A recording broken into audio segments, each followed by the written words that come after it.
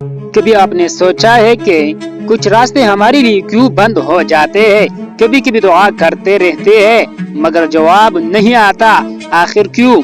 ایسا کیوں لگتا ہے کہ زندگی کے سارے دروازے ہم پر بند ہو گئی ہے؟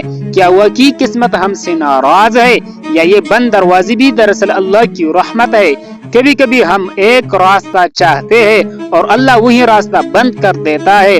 ہم روتے ہیں، گلہ کرتے ہیں، لیکن ہمیں یہ نہیں پتا ہوتا کہ وہ دروازہ بند ہونا در حقیقت ہماری حفاظت تھی۔ زندگی میں کچھ دروازے بند ہونا کبھی نقصان نہیں ہوتا بلکہ بچاؤ ہوتا ہے۔ کاش ہم سمجھ پائے کہ اللہ جب کوئی دروازہ بند کرتا ہے تو اس کے پیچھے کوئی بہت بڑی حکمت چھپی ہوتی ہے۔ اللہ ہرگز کسی بندے پر ظلم نہیں کرتا۔ جب کوئی دروازہ بند ہوتا ہے تو یقین مانے کہیں نہ کہیں کوئی اور دروازہ کھلنے والا ہوتا ہے۔ بس مسئلہ یہ ہے کہ ہم بند دروازے کو دیکھ کر رکتے نہیں بلکہ مایوس ہو جاتے ہیں۔ ہم شکر کے بجائے شکایت کرتے ہیں۔ اگر ہم تھوڑا سا رک جائے اور سوچے شاید اللہ ہمیں کسی نقصان سے بچا رہا ہے، شاید وہ دروازہ ہمارے لیے نہیں تھا، شاید وہی کوئی دکھ، کوئی زخم، کوئی گناہ چھپا ہوا تھا اور اللہ نے اپنی رحمت سے وہ دروازہ بند کر دیا۔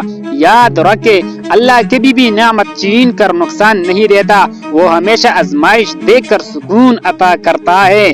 ہمیں ہر بند دروازے پر یہ کہنا سیکھنا ہوگا، یا اللہ تیرا شکر ہے کہ تو نے میری حفاظت کی۔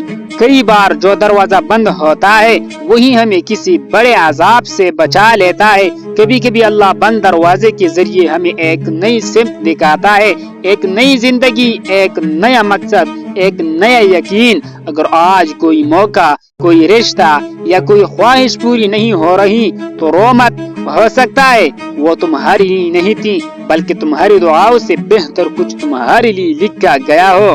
زندگی میں ایک بات یاد رکھو، اللہ دروازے بند نہیں کرتا، وہ صرف تمہیں غلط راستوں سے موڑتا ہے۔ اس لیے اگلی بار جب کوئی دروازہ بند ہو تو شکایت نہیں، شکر کرو، کیونکہ بند دروازے اکثر تمہیں وہاں لے جاتے ہیں جہاں تمہیں اصل سکون ملنا ہوتا ہے۔